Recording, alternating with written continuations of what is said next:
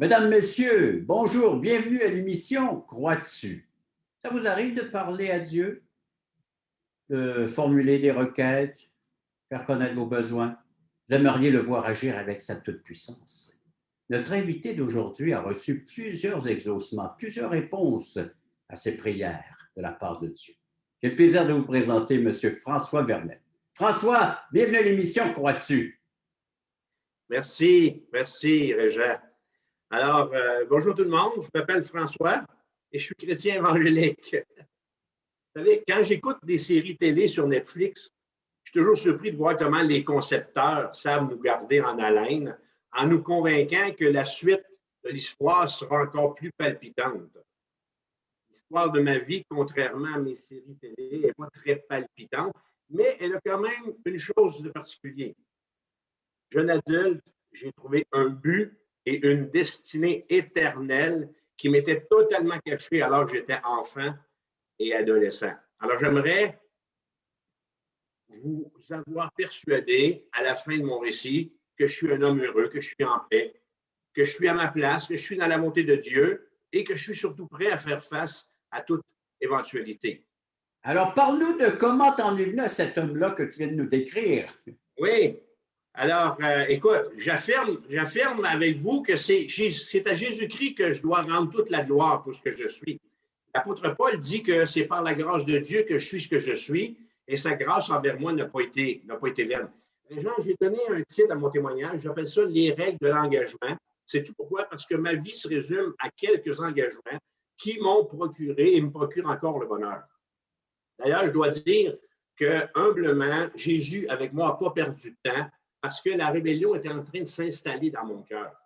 Je suis un homme de conviction, je crois aux engagements que j'ai pris tout au long de ma vie. Et en ceci, mon témoignage va être aussi un peu un éloge aux personnes qui ont pris pour eux autres des engagements, qui ont été des modèles pour moi. Alors, voici un peu le topo général, un résumé pour que vous puissiez être en mesure de me suivre. Je suis marié depuis 41 ans à la plus formidable des femmes, Francine Parent. Et ça nous a permis d'avoir 3 extraordinaires garçons, Victor, Félix et Hugo. Je demeure en Gaspésie, à Maria. Je suis un Gaspésien d'adoption dans la baie des Chaleurs. Je suis en ce moment pasteur de 2 églises évangéliques, soit à New Richmond, dans la baie des Chaleurs, et à Rivière-du-Loup, dans le Bas-Saint-Laurent. Je vais vous parler du foyer paternel d'abord. Je vous explique pourquoi j'ai dit que Jésus s'y est pris tôt avec moi. Le premier soir de ses noces, alors que ma mère ne devait être préoccupée que par sa nuit de noces, et n'avoir de pensée que pour mon père, la voilà qui prie le Seigneur. C'est là que la prière fait un premier impact dans ma vie et elle lui dit qu'elle lui offre son premier-né. Alors, comment est-ce que je sais ça? C'est que ma mère était très proche de moi après, puis elle m'a partagé des choses comme ça. Mais si j'avais été en mesure de lui dire quelque chose, j'aurais dit, Mère, vous êtes un peu vite en affaires. Mettez les priorités aux bonnes places, c'est le soir des noces. Attendez que je sois né avant de me donner au Seigneur. Alors, je ne suis pas le fruit de leur nuit de noces. Je suis né le 20 juin 1958 et je suis l'aîné de 5 enfants. Au foyer paternel, jamais on est allé à Walt Disney. Jamais on a fait du ski en montagne, OK, mais on n'est pas mort pour autant, mon frère et mes 3 sœurs. Tous les dimanches, on allait à la messe. Et jusqu'à ce jour, aujourd'hui encore, dans le foyer paternel, une dévotion est rendue à Dieu et son jour est respecté. De sorte que quand moi, j'ai laissé à Christ la place dans ma vie et la place qu'il devait avoir, bien, le jour du Seigneur, vous comprenez ici que je parle du dimanche, il était déjà acquis. Quand j'étais jeune, je me disais, quand mes parents agissent de telle ou telle manière, ça m'énerve, plus tard, je ne ferai pas comme eux. Savez-vous, plus je vieillis, plus je me rends compte que beaucoup de choses qu'ils faisaient, qu'ils m'ont enseigné, et ils le faisaient de la bonne manière. De la lueur du jour à aller jusqu'à la fin de la journée, on travaillait sur la ferme, on était cultivateurs. Je peux vous dire que n'importe quand je recommencerai le même parcours. J'ai aimé ce que j'ai vécu. Je l'ai fait avec conviction, avec engagement. Mes parents ont conjugué avec le commerce, avec la ferme et parfois même avec le travail à l'extérieur. Elle était où, cette ferme où tu as grandi, mon cher François? Au nord de Montréal, à Mirabel, Saint-Augustin. Et j'ai eu une enfance heureuse. On était 7 personnes autour de la table à nourrir. Puis le travail, là, Régent, ça ne fait pas mourir personne, même si des fois je l'ai pensé. C'est bien pas ce que je vous dis ici, là, mais jusqu'à date, là, tout semble bien aller dans ma vie, mais ce n'est pas suffisant pour le rebelle en devenir que j'étais. On est en 1976, j'ai 18 ans, mon père et ma mère sont croyants. Mais pourquoi est-ce que je suis en train de devenir un mauvais garçon? Malgré toute la chaleur de ce foyer, j'ai un mal de vivre. J'ai comme un poids dans l'âme. Depuis que j'ai été introduit, je prie Dieu, OK? Puis en passant par un intermédiaire, je prie Sainte Thérèse d'Enfant Jésus. Puis je me rends bien compte, rendu là, que ma religion n'est pas en mesure de me dire autre chose que fais ceci ou fais pas cela. Est-ce que c'est comme ça que je me demande que Dieu voit la relation d'amour qu'il souhaite avoir avec moi? Est-ce que ce serait comme mes anciens directeurs d'école? Est-ce que Dieu serait comme mes anciens directeurs d'école avec leur fais ceci, fais pas cela? Est-ce qu'il faut faire quelque chose pour plaire à Dieu? Où est la réponse? Je n'étais pas le seul à me questionner. Mireille Mathieu chantait dans ce temps-là pourquoi le monde est sans amour. Alors, devant ce que je suis en train de revenir, rebelle à mes parents, enclin au mal, méchant, ma mère fait une autre prière au Seigneur, change son cœur, sauve-le.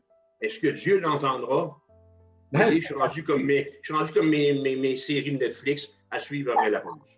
mon cher François, ben, on se pose tous la même question. Est-ce que Dieu a exaucé la prière de ta maman concernant ta vie? C'est ce qu'on verra après cette pause.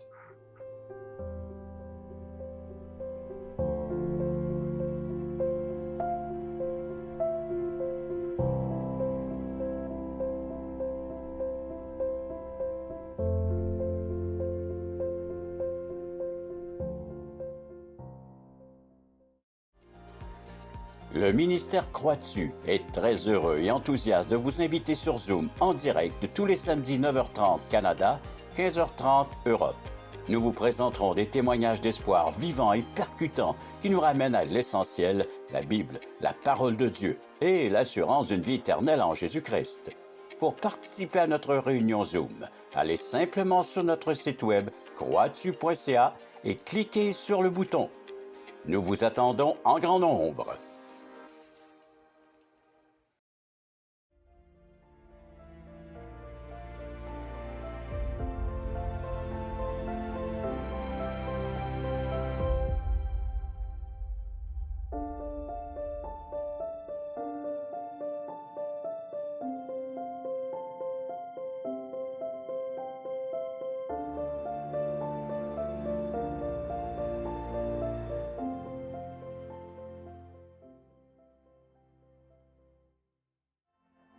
François, ta maman a prié. Elle a prié la nuit de ses noces. Elle a eu ce bel enfant, François. Mais elle prie maintenant pour ta vie, là. Elle veut que des choses changent dans ta vie. Que se passe-t-il par la suite? Je vais dire une chose ici. Si ma mère avait joué au baseball, elle aurait eu toute une moyenne au bâton, une très bonne moyenne. Alors, je voudrais vous parler de l'engagement qui sauve. Alors, on est à l'été 1976, j'ai 18 ans, j'ai mon char, j'ai ma caisse de bière. Il me faut un travail. Alors, maman, toujours aussi bien connectée, m'informe d'une opportunité de travail. Je tombe sur un employeur qui lit la Bible. Est-ce que c'est possible qu'il y ait autre chose que la foi de mon foyer paternel? À cet âge-là, moi, je n'ai pas d'autres points de repère, je n'ai pas d'autres connaissances spirituelles. En fait, je suis un religieux du dimanche. Je parlais aux saints depuis que j'étais enfant, je veux dire que je les priais. Combien de temps est-ce que j'ai dévisagé la Sainte Thérèse d'Enfant Jésus à la messe le dimanche? Je l'ai supplié de répondre à mes prières. Je n'ai pas compté les demandes que je lui ai faites, mais je sais combien de réponses elle m'a faites. Aucune. Alors, Pierre, mon employeur chrétien évangélique, était ébéniste et me donna une Bible que j'ai commencé à lire tout de suite. Un jour, le temps que nous assemblions un meuble, il envoie un télégraphe au ciel, une prière, et il voit l'accomplissement de sa prière se réaliser avant la pause café. Il est tout content. Wow! Il avait prié le Seigneur que j'accepte de l'accompagner à son affaire, à son église, pour entendre une étude de la Bible. Alors, quelques minutes avaient suffi pour que mon cœur, qui était déjà prédisposé parce que je vivais à la maison, la foi du foyer, ma rébellion croissante, et les deux fameuses prières de ma mère, pour être convaincu d'accepter son invitation. Alors, le jour suivant, cette visite à son église, Régent, je dois vous raconter ce qui m'est arrivé. La grand-mère de Pierre, elle vivait avec eux. Pierre, son épouse Raymond, sa grand-mère. Je l'ai vu dessus, les trois priaient pour moi. Alors, grand-mère, à chaque pause café, elle venait nous rendre visite à l'atelier d'ébénistes. On était des ébénistes, donc il y avait pas mal de poussière sur nos vêtements. Alors qu'on était assis dehors en conversation sur ma visite à l'église, cette grand-mère-là m'a posé une seule et unique question de toute sa vie en me ramassant une claque sur l'épaule comme ça. Toi, es-tu sauvé? Alors, on a bien ri de voir le nuage de poussière se lever sur moi. Mais savez-vous quoi? Je ne me dis pas Je ne me suis pas dit à ce moment-là, moi, mais de quoi, donc, mais de quoi elle parle, grand-mère? Je savais que la réponse à la question de cette vieille dame, qui était préoccupée par ma vie éternelle, c'était non. Ma conscience me révélait que bien que je sois religieux, j'étais en fait pauvre spirituellement. Il venait de naître dans mon cœur comme une conviction de péché. Alors Pierre m'a réinvité à son affaire parce qu'il y avait des soirées d'organiser avec des chants et où un prédicateur allait parler de la Bible. Alors suivez-moi bien, c'était seulement ma deuxième visite dans une église évangélique. On est le vendredi 17 septembre 1976 et ce soir-là, Alexandre de Pierre Giroux, engagé pour Jésus-Christ, et à l'invitation de Jacques Marcoux, l'évangéliste, je me suis engagé à mon tour à donner ma vie à Jésus, à lui faire confiance pour tout et à m'attendre à lui pour tout. Et là-bas, dans cette petite église évangélique de Laval, j'ai compris que j'étais pécheur et que Christ devait absolument intervenir dans ma vie pour que je sois sauvé. Régent, la Bible dit en Éphésiens 2,8, car c'est par la grâce que vous êtes sauvés, par le moyen de la foi, et cela ne vient pas de vous, c'est le don de Dieu. Alors, dans cette salle, j'ai demandé à mes voisins de banc, la famille Giroux, de me laisser passer. Je devais absolument m'avancer et répondre à l'invitation de Jésus-Christ. Et pendant que je sortais de mon banc, le miracle s'est opéré. Je venais de choisir et d'accepter ce que Christ avait fait pour moi sur la croix. Le Seigneur Jésus venait d'entrer dans mon cœur. La paix de Dieu qui surpasse toute l'intelligence m'a envahi ce fameux vendredi soir-là et ne m'a plus jamais laissé. François, tu prends une décision et qu'est-ce que ça implique dans ta vie ou qu'est-ce que ça a pu changer dans ta vie, cette décision que tu as prise ce soir-là? En réalité, là, ce qui venait de m'arriver ce soir-là, c'est que le Saint-Esprit venait de me convaincre de plusieurs choses.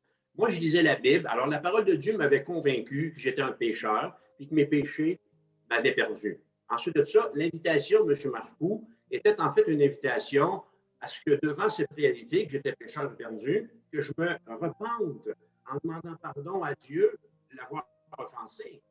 Troisièmement, j'ai cédé le contrôle. J'ai compris que je devais céder le contrôle de ma vie à Jésus-Christ en l'invitant à régner dans mon cœur et à devenir mon sauveur et Seigneur. Alors, dans cette salle-là, je venais de comprendre que les saints n'étaient pas morts sur la croix pour moi. C'est Christ qui était mort. Mon Église non plus pouvait faire des bonnes choses, mais pas me donner le salut. Je devais faire ce choix. Je devais le faire ce soir-là. Alors, voilà ce qui m'est arrivé. Vous vous imaginez bien que le lundi matin, quand je suis retourné au travail, j'étais sauvé. Alors, ça a été le sujet de conversation de la pause café. Et jamais plus grand-mère n'a eu à me frapper en me demandant si j'étais sauvé. Ce que Christ avait à faire pour mon salut, il l'avait fait il y a 2000 ans en mourant pour que je puisse expérimenter le pardon de mes péchés et ainsi avoir l'assurance que dans l'éternité, c'est à ses côtés que je serai. Alors, j'ai joint une église évangélique la semaine d'après, Régent. J'avais, moi, vu mes parents pendant 18 ans prier, confesser leurs péchés, être charitable envers les autres, être assidu à leur église et donner pour le royaume de Dieu. Alors, une fois converti à Jésus-Christ, quel engagement pouvait bien-il s'attendre de moi? C'est ce que je vais vous dire après la pause. Mon cher, on a hâte d'entendre la suite, François. Donc, après la pause, tu nous reviens avec la conclusion de ton histoire.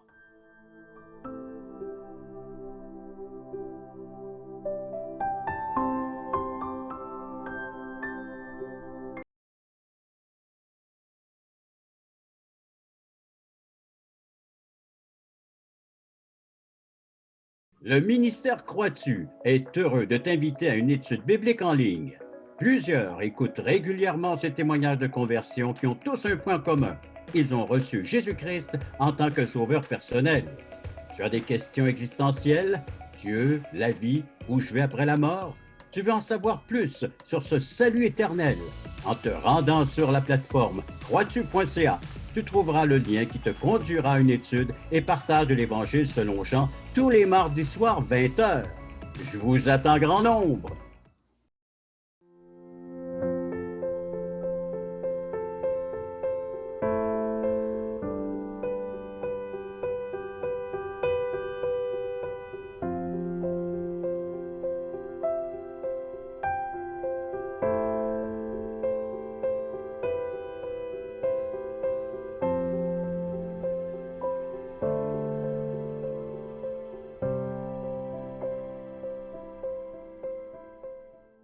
Alors, François, tu t'engages envers le Seigneur Jésus.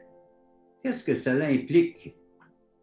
Écoute, je vais poursuivre avec ce que Dieu a fait après cette rencontre déterminante du 17 septembre 1976. J'ai eu un goût sans cesse croissant pour la lecture de la Bible, l'étude de la Bible et la prière. Et né aussi un désir d'engagement à rechercher la présence des autres gens comme moi, des autres chrétiens, des autres frères et sœurs dans la foi, en fréquentant une église chrétienne. Puis aussi est né en même temps un goût incontrôlable pour le service. Alors, je me demande qu'est-ce qui m'arrive. Tout d'un coup, je suis capable de rendre des services avec ma voiture. À l'église où je fréquente, l'église chrétienne que je vais, je suis nommé bédo de l'église. Alors, j'ai les clés du paradis des chaises. Je place les chaises pendant des années. Robert Dagenet, mon pasteur, avait vu chez moi un appel pour le service.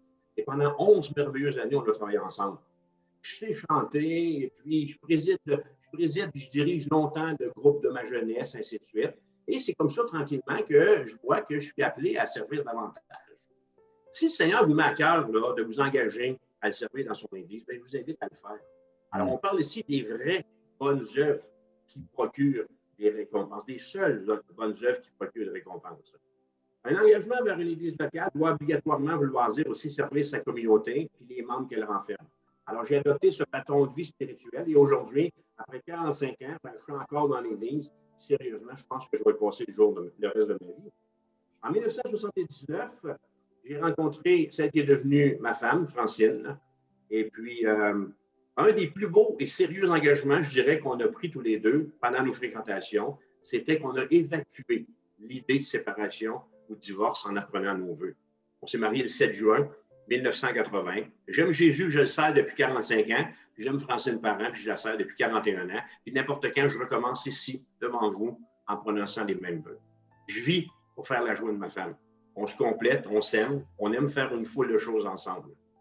Si j'avais rompu mon engagement d'aimer mon épouse dans le meilleur et pour le pire, et que j'avais lancé la serviette, ce sont d'infinies richesses qui manqueraient à mon expérience conjugale.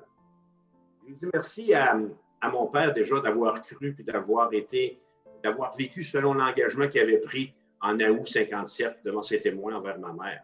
Cet homme, avec seulement une 3e année, Régent, a forgé ma personnalité, mes convictions les plus profondes concernant le mariage. Alors, si aujourd'hui j'aime ma femme, c'est entre autres parce que j'ai eu à la maison un bon exemple.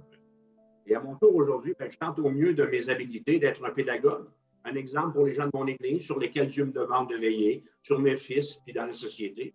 Puis quand je parle de ça avec mon père, je lui dis, hey, père, aujourd'hui, les gens ils disent de moi, 41 ans de mariage, c'est beau, ça, c'est rare. Hein? Il s'agit tout simplement d'avoir été à la bonne école, puis d'avoir écouté le professeur qui fait ses devoirs. Alors ça, c'est l'engagement qui a fait de moi le mari que je suis. Alors merci, merci. Puis je vous dis, moi, si le Seigneur vous met à cœur de vous réengager à aimer votre femme dans le meilleur et pour le pire, je vous invite à le faire. On parle ici de votre femme, envers laquelle Jésus vous demande d'avoir le même amour qu'il a eu pour son Église. Et on sait où cet amour le conduit, à mourir sur la croix. Alors, on a été en mesure d'avoir 3 beaux garçons. Okay? Victor, 38 ans, Félix, 36 ans et Hugo, 30 ans. J'ai eu des modèles autour de moi. J'ai été richement enseigné et aujourd'hui, je leur donne à ces garçons ce que j'ai reçu. Je les confie au Seigneur, priant qu'ils prennent pour leur vie, puis non pas pour me faire plaisir, des engagements qui vont les aider dans leur vie. C'est une course, l'éducation, vous savez. Ça s'achève juste après le fil d'arrivée. Puis quand je reprends mon souffle puis que je me rends bien compte que mes fils là, ont encore besoin de moi. Alors moi, je vous dis que je vais me lever la nuit encore pour eux. S'ils ont besoin que je mette la main dans mes poches pour les aider financièrement, je suis là. Ils vont toujours avoir un couvert sur notre table pour eux. Je serais prêt à donner ma vie pour mes enfants. Jésus a tout accompli pour eux. Il s'est engagé pour eux puis pour moi. Jésus est mon suprême modèle. Puis à mon tour, je l'imite puis je donne à mes garçons qui sont la chair de ma chair. C'est ma vocation. C'est mon engagement. Mes fils sont un peu comme un gâteau dans le four. Ils ne sont pas encore cuits. J'ai dit que j'étais pasteur depuis un bon bout de temps. Alors, depuis 1981, ce sont des Francine Bastien, Denis Tremblay, puis mon frère Robert Vermette, qui, chacun à leur tour, par des paroles ou des choix, m'ont convaincu de mettre du temps de côté comme jeune marié pour les études en théologie. Il y a des personnes qui m'ont influencé aussi, Régent, pour en nommer quelques-uns, Robert Dagenet, Ernest Dick, Ben Classen, Jean-Yves, Jean Théoret, André Bourg. Le souvenir que j'ai de ces hommes-là à les fréquenter me fait dire que je fais la plus formidable des professions. Je suis pasteur. Au début, quand je suis entré à l'école biblique, je me suis dit, je vais y aller pour 1 an. Tu sais. En réalité, j'ai reçu un appel au sacerdoce, c'est-à-dire d'être pasteur. Je suis pasteur, puis je ne suis pas capable d'en sortir. Parce que si j'en sortais, ça serait mal faire. Je voudrais en fait, parce que le temps va me manquer, et je suis persuadé, je voudrais en faire plus dans mon ministère pastoral. Hein? Et je suis persuadé que ce ne sont pas toutes les personnes envers qui j'ai eu un ministère et auprès desquelles je travaille qui vont se laisser rejoindre par le Saint-Esprit. Et ça m'attriste. J'ai peu de temps. Puis je souhaiterais arriver au ciel et voir cette ribambelle de croyants dire à mon Seigneur et mon Dieu, c'est ce que j'aimerais les entendre dire, les gens? J'aimerais les entendre dire ceci. Hey, Seigneur, c'est pas Vermette qui m'a dit de venir ici. C'est François Vermette qui a prié pour moi. C'est François Vermette qui m'a encouragé par ses prédications à tenir ferme.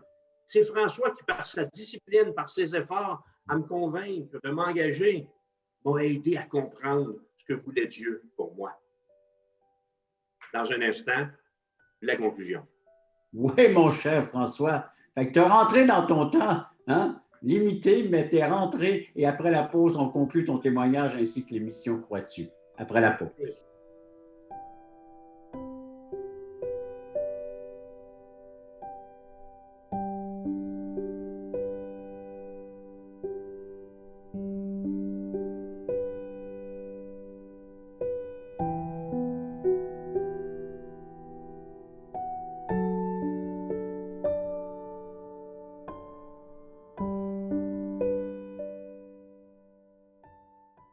Le ministère Crois-tu est très heureux et enthousiaste de vous inviter à regarder sa toute nouvelle série d'émissions Crois-tu.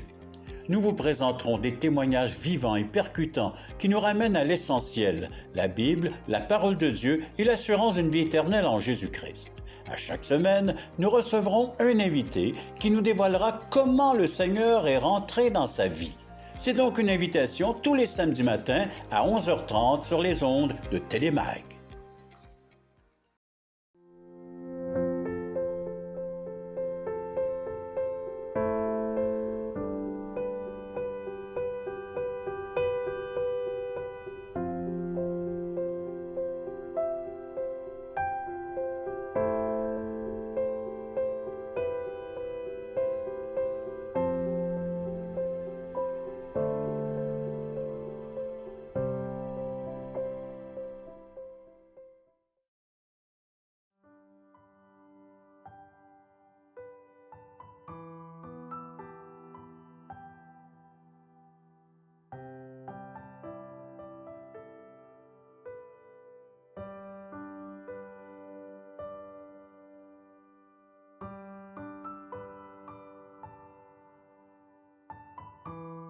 François, quel serait le mot de la fin? Quelle serait l'invitation que tu voudrais faire à nos téléspectateurs? Ouais, c'est un peu là que je voulais vous amener, puis on est arrivé là, OK? C'est ce que je souhaitais. J'ai commencé mon histoire, les gens s'en souviennent, en disant que j'étais chrétien évangélique. En fait, ce qui m'est arrivé là, ce que je vous ai raconté, c'est que je me suis converti. À Jésus-Christ. Ce soir de septembre 1976, après avoir réalisé que j'étais un pécheur perdu, que mes œuvres ne pouvaient sauver, j'ai donné ma vie de misère à Jésus-Christ dans un geste de foi parce que j'ai été convaincu que c'était la chose à faire. Et ce que j'aime particulièrement de Dieu, c'est que jamais il ne m'a demandé de laisser ou de renoncer à quoi que ce soit sans m'offrir quelque chose de bien mieux en retour. Ce vendredi-là, à la croix de Golgotha, j'ai donné à Jésus le fardeau de ma jeune vie de 18 ans. Et lui, savez-vous ce qu'il a fait? Il a fait le plus merveilleux échange avec moi. La Bible dit en Ésaïe chapitre 1, 18, « Venez et plaidons, dit l'Éternel. Si vos péchés sont comme le cramoisi, ils deviendront blancs comme la neige. S'ils sont rouges comme la pourpre, ils deviendront comme la laine. » Luc écrit en Acte 2, 38, « Repentez-vous et que chacun de vous soit baptisé au nom de Jésus-Christ pour le pardon de vos péchés et vous recevrez le don du Saint-Esprit. » Alors, si vous êtes prêts à vous engager pour Christ, je vais pouvoir dire ce soir, enfin avec vous aujourd'hui ici, que j'aurai atteint mon but en vous partageant mon histoire. Faites ce choix pour le geste. Faites ce choix. Posez le geste de reconnaître votre besoin et de le dire à Dieu dans la prière. Pourquoi est-ce que je vous encourage à faire cette démarche? C'est simple. La plupart des fois où j'ai offert à des gens de prier comme ça, Dieu a répondu. Moi, François Vermette, j'ai été déçu par des personnes. J'ai déçu beaucoup de personnes. Mais Jésus-Christ, jamais lui, il m'a déçu. Est-ce que vous êtes en mesure de prendre une décision pour vous et selon ce que le Seigneur vous montre, sans vous soucier de ce que pense votre voisin? Je peux vous dire ceci, un rendez-vous divin demeure un rendez-vous divin. Alors, j'espère que mon histoire saura vous conduire à la croix de Jésus-Christ, qui a dit en Jean 14,6, « Je suis le chemin, la vérité et la vie. Nul ne vient au Père que par moi. » Quand le moment est venu de voir, quand le moment est venu de réaliser notre état devant Dieu, il faut que les changements, que cette prise de conscience appelle, il faut que ces changements-là aient lieu. Alors, en vous laissant, je vous dis ceci. Moi, je prie que l'engagement auquel le Seigneur vous appelle, que vous ayez la force en vous de faire ce qu'il faut pour relever ce défi céleste. Mes amis, soyez bénis. François, tu es un exemple que Dieu répond vraiment à la prière, que Dieu exauce. Et la prière que Dieu aime, c'est lorsqu'un pécheur reconnaît son état d'âme, de perdition, qui a besoin de Jésus-Christ comme son sauveur. Tout simplement dire, Seigneur, je suis un pécheur perdu. Je mérite la condamnation, le jugement de mes péchés, mais Jésus-Christ l'a subi à ma place. Alors Seigneur, je te demande de me pardonner, de me réconcilier avec toi, de me donner l'assurance que je suis ton enfant, je t'appartiens. Dieu répond à ce genre de prière et a le pouvoir de l'exaucer. Parce que c'est le but de pourquoi Jésus-Christ est venu ici-bas sur cette terre. Tu en es un exemple parfait, mon cher François, que Dieu est toi. Sais-tu quoi, Régent? Je suis content que ça me soit arrivé à l'âge de 18 ans. Mon cher François, merci de ta participation à l'émission. Puis j'invite les gens à nous rejoindre sur croitu.ca, notre plateforme, un service gratuit. Ils vont pouvoir écouter à nouveau ton témoignage et d'autres, et puis nous correspondre avec nous, nous téléphoner, nous écrire leurs commentaires, un service gratuit. Alors, merci encore une fois d'avoir été à l'écoute de cette autre émission. Un plaisir, mon ami. Crois-tu. Bye bye. Au revoir.